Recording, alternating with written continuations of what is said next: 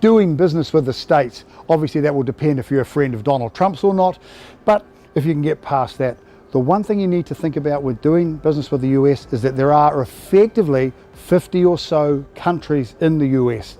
Every state of the US has their own state-owned tax and state-owned legislation. So unless you're doing a product that just cuts across all of those areas, you need to be very, very careful, because you've got federal tax and state tax, and it's very, very different. The scale of the states means that if you can get into one of the states in America, that you should be able to use that as a step-off point. There have been a number of companies in New Zealand that have done it well, but there are a number of companies that are in the States that are really, really struggling to ramp up.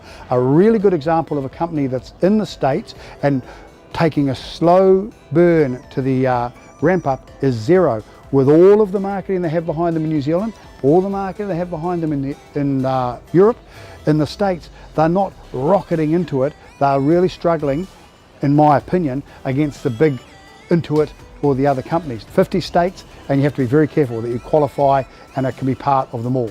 So if you decide that you wish to be involved with the states, check out with the government, because MPI does have a number of schemes to provide subsidies, research, etc. into the US, and simply contacting them will get you a raft of information about how you might best go to be successful in the United States. Like my content? Like, share, comment. Thank you.